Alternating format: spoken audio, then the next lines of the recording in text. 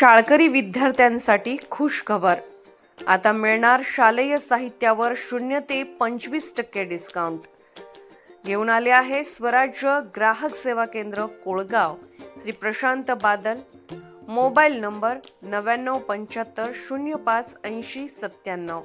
आमच्याकडे वेगवेगळ्या कंपन्यांचे टिफिन बॅग, शालेय बॅग, वह्या, दप्तर, पुस्तके, नवनीत गाईड, पाणी बॉटल, छत्री, पेन, पेन्सिल, पट्टी, रंग, खोड रबर, कंपास, प्रोजेक्ट साहित्य, चित्रकला साहित्य, रंगीत पेपर, डिक्शनरी, अंकलिपी, पाट्या, फाईल, तक्ते इत्यादी मिळेल.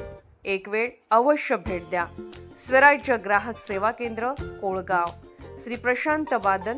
Mobile number 9975058097. शैक्षणिक, क्रीडा, शेती, व्यावसायिक, राजकीय, गुन्हेगारी क्षेत्रातील माहिती देणारं एकमेव news channel PG news Marathi. सासरहून धर्मांतरण करण्याच्या सततच्या त्रासाला कंटाळून विवाहितेची आत्महत्या.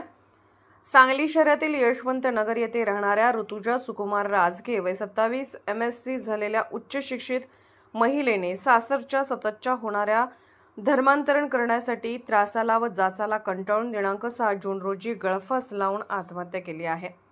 ऋतुजा ही आत्महत्येच्या वेळी 7 महिन्यांची गरोदर होती. 2021 मध्ये सुकुमार राजगे व ऋतुजा यांचा विवाह झाला होता. पण विवाहानंतर काही दिवसातच राजगे कुटुंब ख्रिश्चन आहे हे ऋतुजा व माहेरच्या मंडळींच्या लक्षात आले. तरीही ऋतुजा या गोष्टीकडे दुर्लक्ष करून आपला संसार करीत होते. पण नवरा सुकुमार राजगे, सासरा सुरेश राजगे व सासू अलका राजगे यांनी ऋतुजा हिला एका विशिष्ट धर्माचा स्वीकार कर, तुझ्या देवांना नमस्कार करणे बंद कर, आमच्याबरोबर चर्चला चल असं म्हणून तिला त्रास द्यायला सुरुवात केली. चर्चमधील पास्टरनीही तुमची सून हिंदू धर्माचे पालन करते, पूजा करते, त्यामुळेच तुम्हाला अडचणी येत आहेत असं सांगत होते. ऋतुजाने आपल्या आईवडिलांना तिला होत असलेल्या या जबरदस्तीच्या धर्मांतराबद्दल सांगितले होते. त्यांनी अनेकदा येऊन सासू व सासरे पती यांची समजूत काढण्याचा प्रयत्न केला होता. पण सासू अलका राजगे व सासरे सुरेश राजगे हे आमच्या ख्रिश्चन धर्माचे पालन करावे असा तगादा लावला होता. यात सगळ्याच त्रासाला कंटाळून ऋतुजा हिने आपल्या 7 महिन्याच्या गरोदरपणात आत्महत्या केली आहे. एका उच्च शिक्षित MSc झालेल्या सुशिक्षित घरातील ऋतुजाने 7 महिन्याची गरोदर असताना आत्महत्येचे पाऊल उचललं.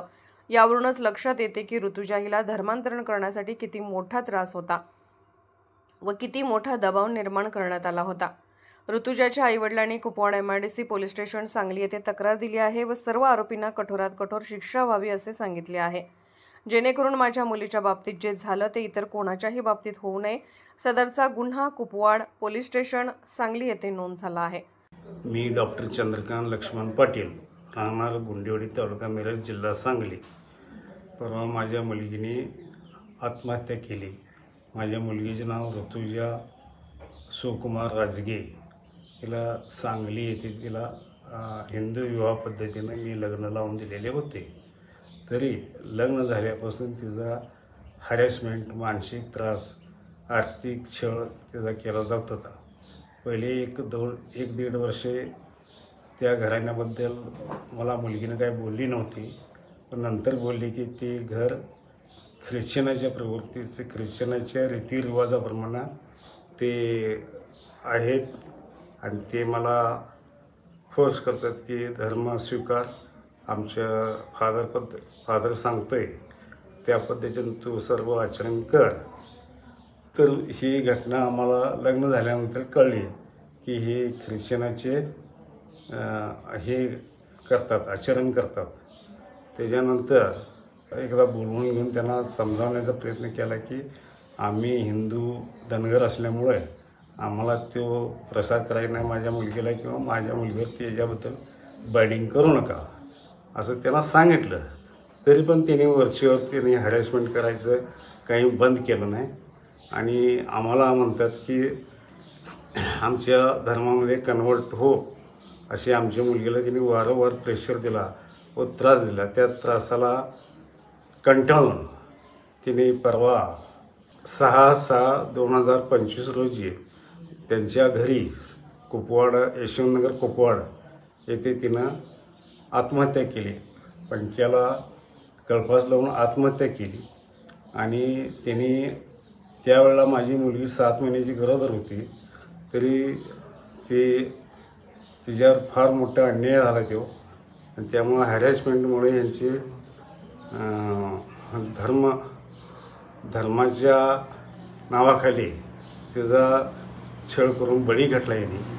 असं महाराष्ट्रातल्या भारत देशामध्ये हे ख्रिश्चन मिशनरींचं हे धर्मांतर जे आहे ह्याच्यावर कोणाचाही बळी जाऊ नये, त्यासाठी यांच्यावर कठोरात कठोर शिक्षा होऊन माझ्या मुलगीला होणाऱ्या बाळाला